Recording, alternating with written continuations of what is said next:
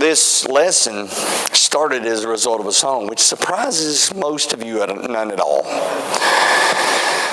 I'd heard this song again and again, and it got to a point where I just couldn't get it out of my head because it's a song that, I mean, look at the words. Dream small. Who does that? You know, you're supposed to dream big. And when I think of big and small, I think of a guy that owned the English language when the first time he was in class, and he said he was learning letters and words. It's Gallagher. I mean, some of you all may have. If you've never heard his thing about the English language, it is hilarious. And he said, I remembered, and I was getting ready to write down, and they were going to show us how to write big, and I said, that's cool, really cool. And he said, B-I-G, big. And he said, it's just so cool to be able to write big. And then they had us write little, and he said, little was bigger than big. And that didn't make any sense. And he goes from there, going on, and English language doesn't. It didn't make any sense at all. But to dream small, well, the song, Josh Wilson, the writer of the song, I'm going to share with you some of his thoughts in just a moment. But if you consider this concept of dreaming small, Matthew 25, verse 40, inasmuch as you did it to the least of these. If you'll notice in that lesson, as he's talking about those who are sick, those who are hungry, those who are naked, those who are in prison, those who are sick, he said, inasmuch as you did it to the least of these, the individuals who can't help themselves, the individuals who need someone to notice that they're struggling. 1 Corinthians 12:25 says, if one part suffers, we all suffer. In a genuine body, we feel, and I know, even as I shared about Hillary, I can feel your compassion for her. I know you want to do whatever can help her, and you're concerned about the girls, and you love Dean, and all of that we feel, and it means so much. And see, that's the fact that you're in a body that feels that way, that reacts that way. Well, the song is really interesting. The verse goes like this. It's a mama, this is this dreaming small. It's the mama singing songs about the Lord. It's a daddy spending family time that the world said he can't afford. These simple moments change the world. The next verse, it's visiting the widow down the street. And I love this next line. It's dancing on a Friday with your friend with special needs. These simple moments change the world. And each of you can think of moments in your lives where someone, in a moment where you didn't expect it, did something and said something or sent something.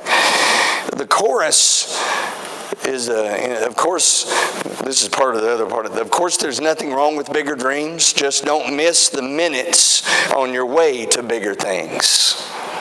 Wow, there's a lot in that small phrase. Because these simple moments change the world. The chorus is this, but dream small. Don't buy the lie. You've got to do it all. Just let Jesus use you where you are one day at a time. And then there's the rejoinder in the chorus. And I'm going to look at two spots in this chorus. Live well, loving God and others as yourself. Find little ways where only you can help. With His great love, a tiny rock can make a giant fall. So dream small. You know that story, don't you? Tiny rock can make a giant fall. Look over with me, if you would, to 1 Samuel chapter 17. You know this story. In fact, there's probably individuals in this audience that can tell this story better than me. You've heard it. You've shared it. You've taught it in Bible classes. You've taught it to your kids. It's the story of David and Goliath. And I want to just look at the passage and look at some key phrases and make a few observations. Nothing new, but I want to remind you of something that you find in both David and there's another story that's alluded to in another phrase in the song.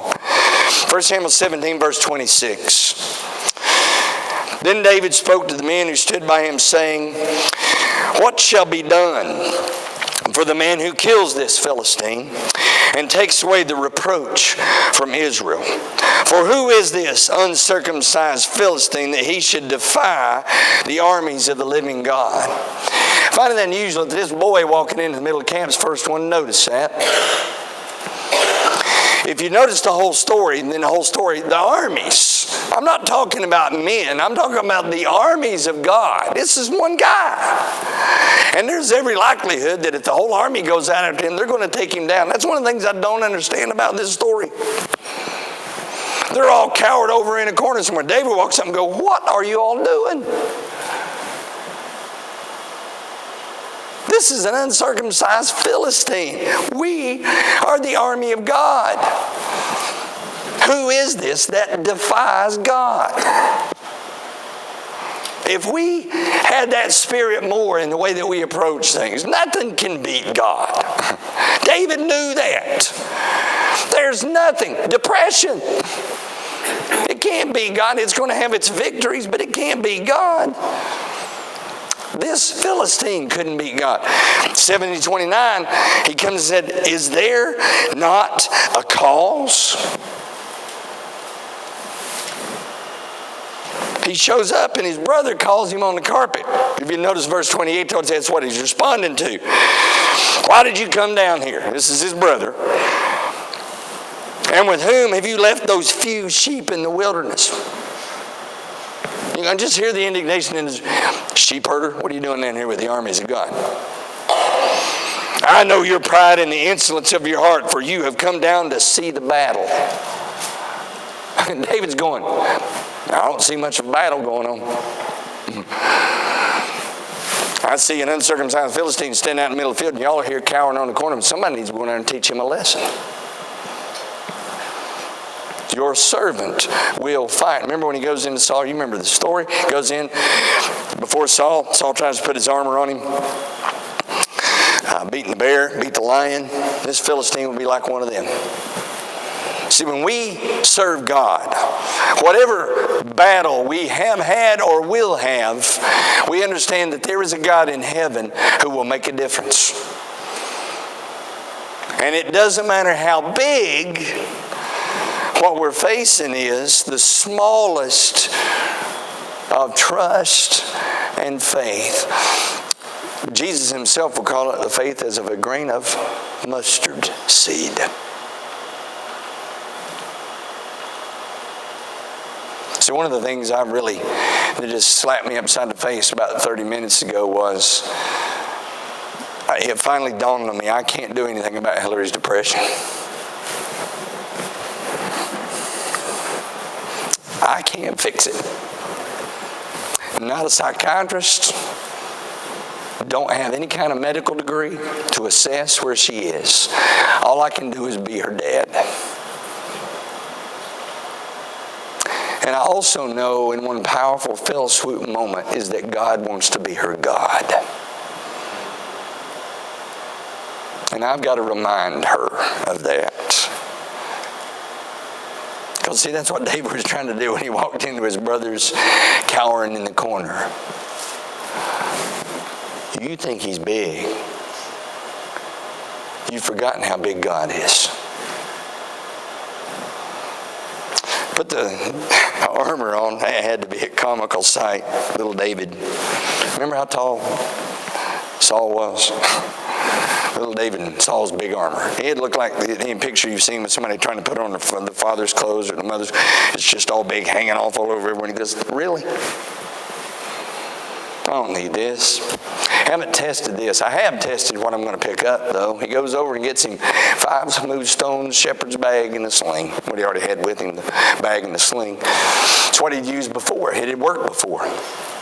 Because before this moment in time, with the bear and with the lion, he had trusted God and decided, I don't need anything else. If you'll notice in 17 verse 40 and on, we're going to read this because I want you to hear it. I know you've heard it. Then he took his staff in his hand and he chose for himself 5 smooth stones from the brook and put them in a shepherd's bag in a pouch which he had. And his sling was in his hand, and he drew near to the Philistine. Nobody had done that. And the Philistine began drawing near to David. The man who bore the shield went before before him. And when the Philistine looked about and saw David, he disdained him, for he was only a youth. Dream small, ruddy and good looking. So the Philistine said to David, my dog, but you came to me with sticks. And the Philistine cursed David by his gods. Mistake. See, David wasn't really upset about him being called a dog, but it did upset him when he starts talking about his God. Philistine said to David, come to me and I'll give your flesh to the birds of the air and the beasts of the field. I love it. In my head, I heard the guy on ESPN say, not so fast.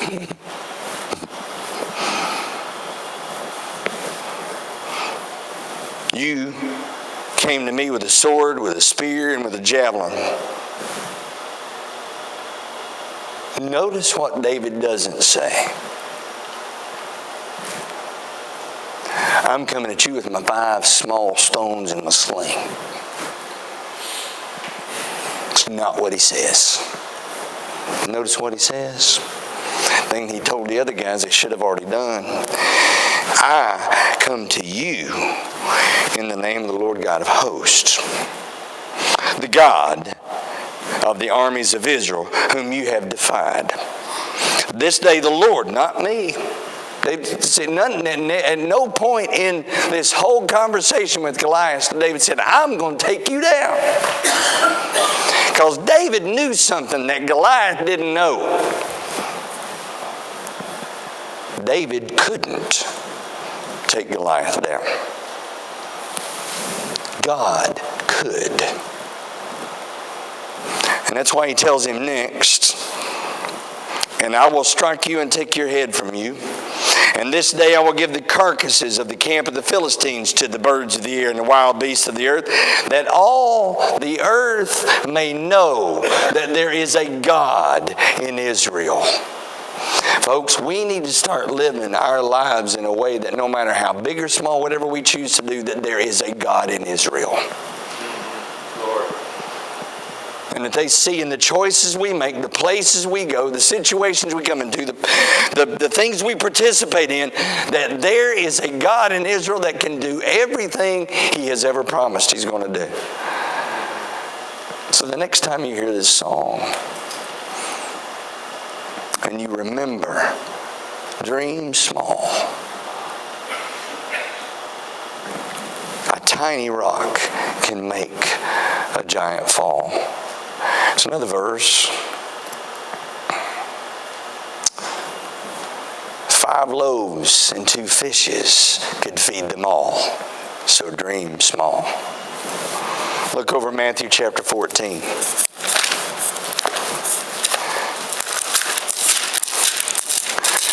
You go, wow, these are 2 different stories. They are. 2 very diverse stories. One about a triumphant victory over a giant in the middle of a field of Philistines and the army of Israel.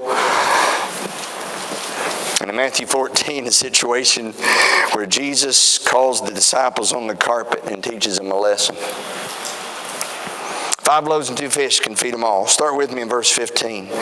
When it was evening, His disciples came to Him saying, this is a deserted place. The hour is already late. Send the multitudes away that they may go into the villages and buy themselves food.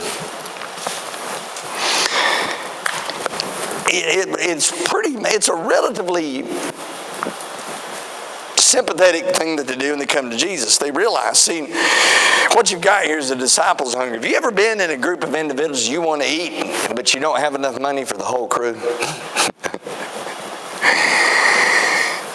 Or maybe you're getting ready to fix dinner and there's folks at the house and don't have enough for everybody. So that's kind of where the disciples find themselves in this situation. They're here, they're hungry. It's been a long day, hard day. In fact, if you read back, this has been an incredibly busy, active. They've been healing and teaching and just doing a lot of really good stuff. And they say it's time folks go home. I loved my dad about that. My dad was really good with company.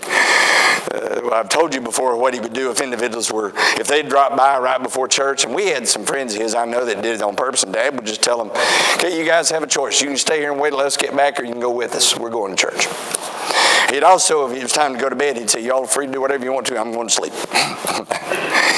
My dad was very open about how he kind of handled things.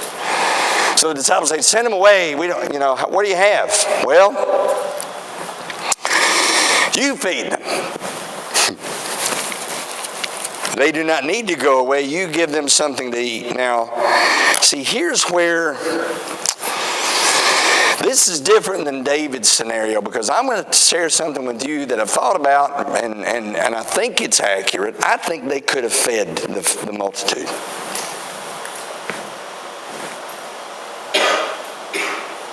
He's given them abilities. They're healing people.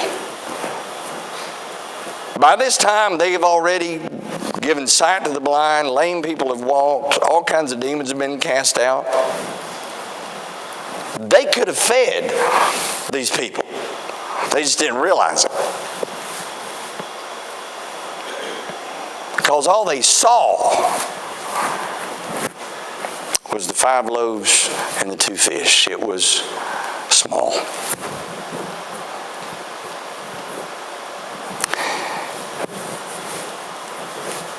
When Jesus says that, he said to him, we have only 5 loaves and 2 fish. He says, bring them to me.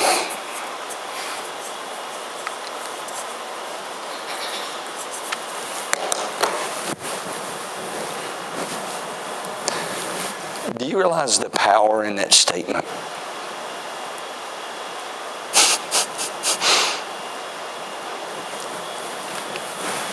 Whatever you're dealing with, whatever struggle you're in the middle of, quit seeing it through your eyes. Bring it to me.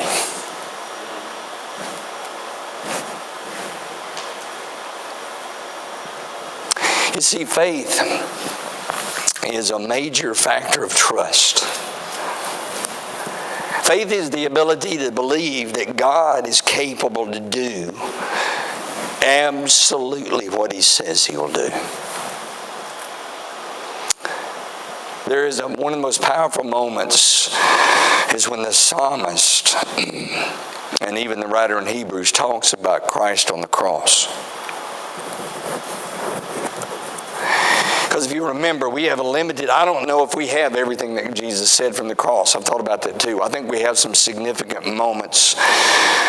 But when the writer of Hebrews talks about Jesus on the cross, it says that He was heard because of His godly fear, and that God delivered Him. In fact, in Psalm 22, as the psalmist prophetically talks about this moment, it's the prayers of Jesus in the midst of all the, seeing His own blood running down His body, feeling the strength of life flowing from Him, looking down and seeing the very ones who had beaten and cursed Him and spit in His face and slapped Him,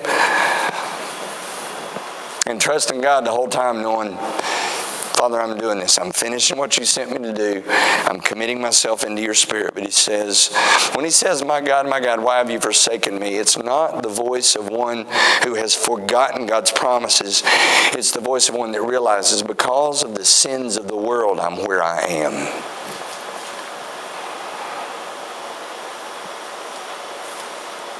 And it says He was heard because of His godly fear. See, in verse 20... And this would be the moment I'd like to see the disciples going,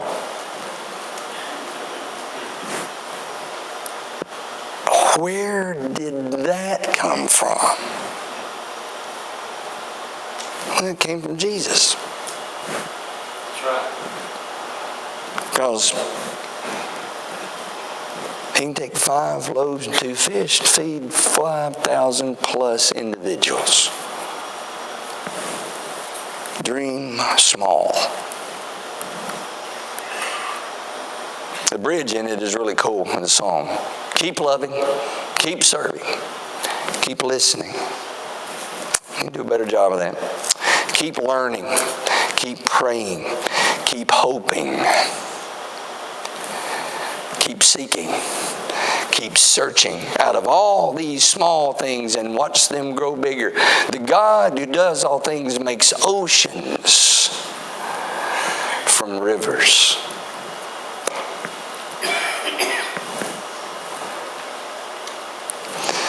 The smallest kindness can make a huge difference. The smallest moment of gratitude can make all the difference in the world. The smallest statement, the smallest action, the smallest moment.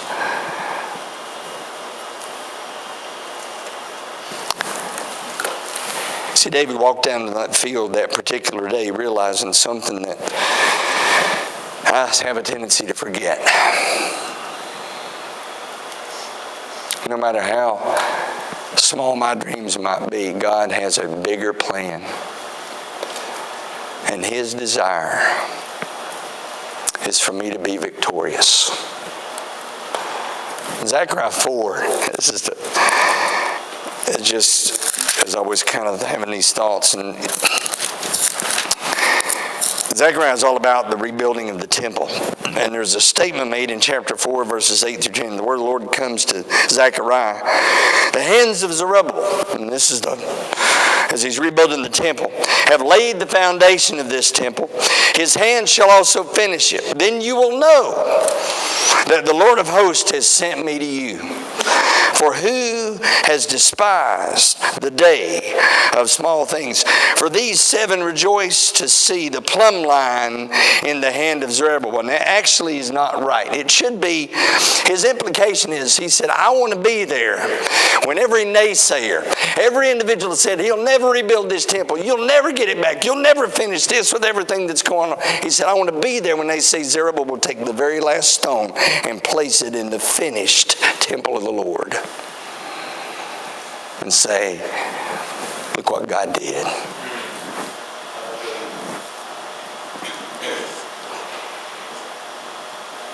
See, you and I are still in moments in our lives.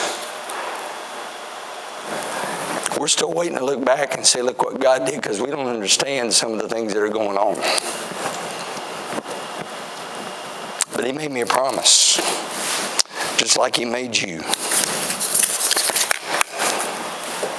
All things work together for good to those who love the Lord and are called according to His purpose. Ask David. He said, yeah. Ask a little boy that probably was a little out of sorts when the disciples walked up and said, we got to have your lunch. Jesus needs it. He's probably hungry. What am I going to eat?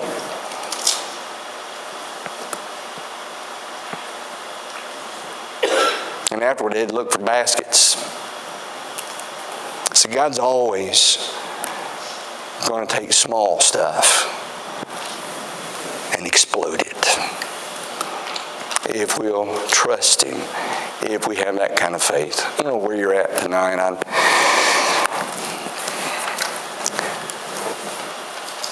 I just know that beyond anything, we need to understand that dreaming small in the heart of a huge God. When you consider the thoughts of this song, my God is so big, so strong, and so mighty. There's nothing my God cannot do. The mountains are His, and the valleys are His, and the trees are His handiwork too. My God is so big, so strong, and so mighty. There's nothing my God cannot do. I hope you believe that tonight. If you trust that, if there's something you need to do, penitent faith, confession, and baptism, if there's something you need to change, if there's some rededicate, if there's some struggle that you're tired of dealing with on your own, what a great celebration this morning for Nancy to share with us Wayne's journey. Maybe you need to share some moment of joy. May God grant you your dream to His glory. And may it ever be about Him as we stand and as we sing.